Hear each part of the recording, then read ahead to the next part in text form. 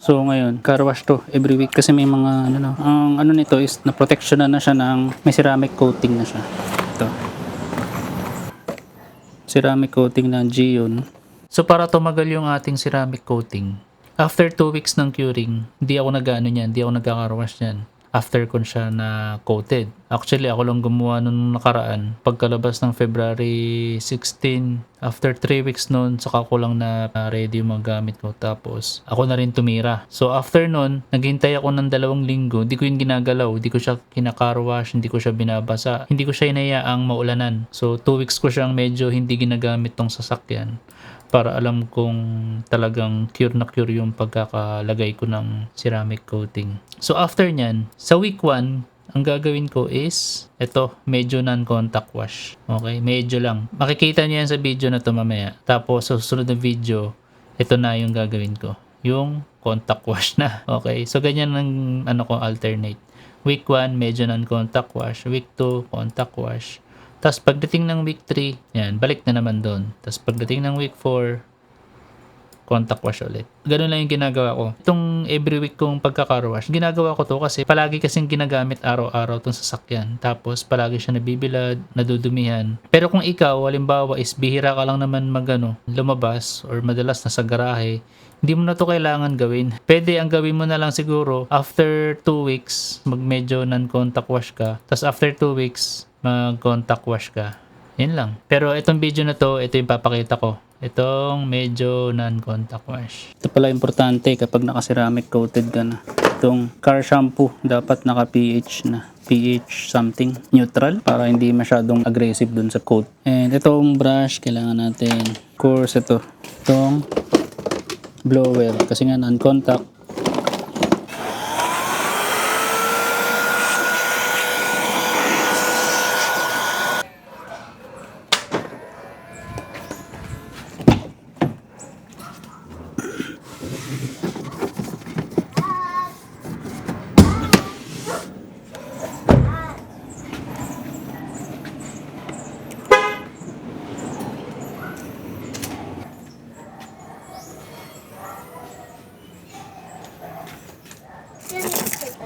Daming dumi.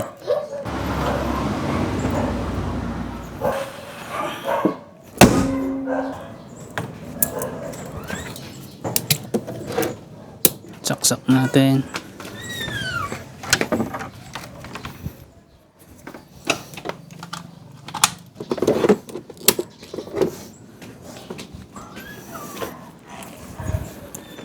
Ang style ko dito ng pagka-car wash is shampoo agad. Ingay naka-neutral. Kung gaano karami, tansyahan na lang. Yan, ganyan. Yan. Hey, Daddy. Ito na. Go. Okay, pwede na tayong start. Okay. Bubugahan ko lang siya. Start tayo dito. Lahat ng mga tools, equipment, at yung mga consumables na ginamit ko sa video na to ay ilalagay ko na lang link sa baba, sa description box, or sa product showcase. O kaya sa comment section. Kapag di nyo makita, PM nyo ako.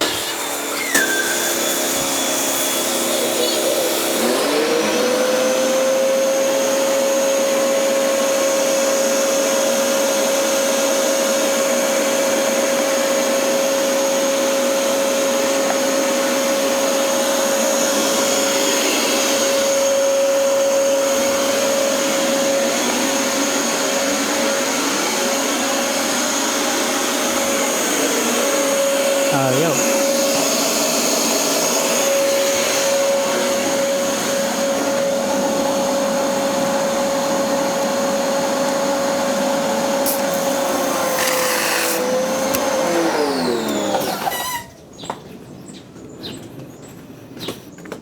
Alright. Ulit.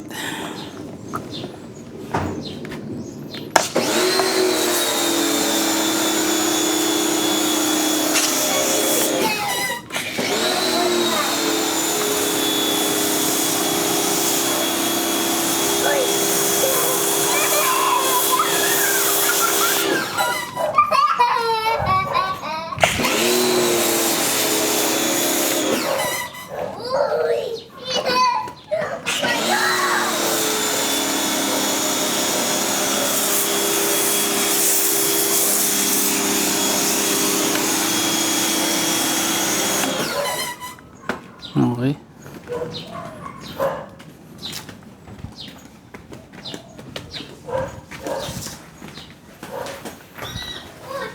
Tas taas.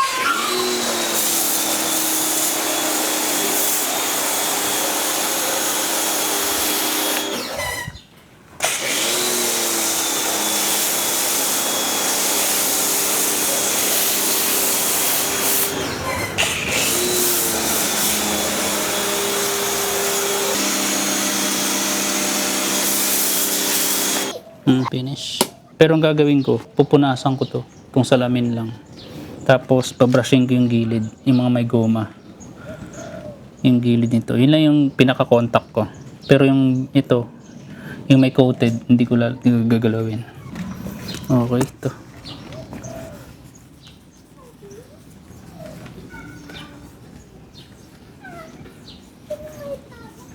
Ah,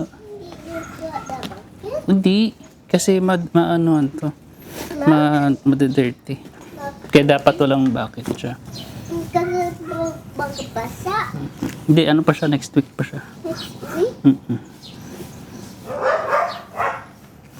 Ngayon, ito lang. Glass lang siya, glass. What? Ito lang, dito lang, glass. Kasi meron dirty Yung paint, yung ito. yung paint hindi pa. Yung paint like ito. Yung paint hey daddy. Mm. Yung like this. Mm-mm. Like this daddy. Yes, next time pa yan. Sorry, mag ba? Ayoko dito sa may coated part.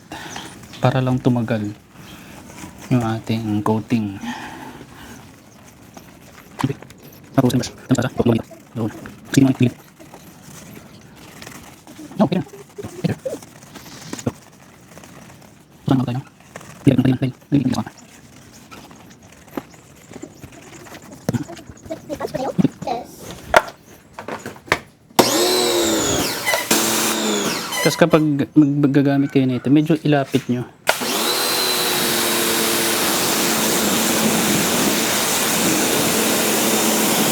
Yung beading yan.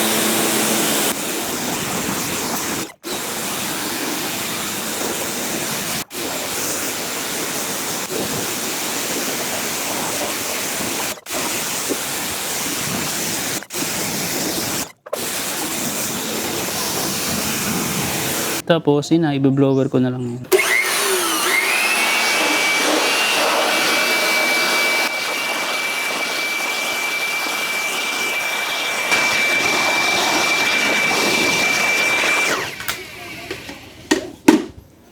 So, yun lang.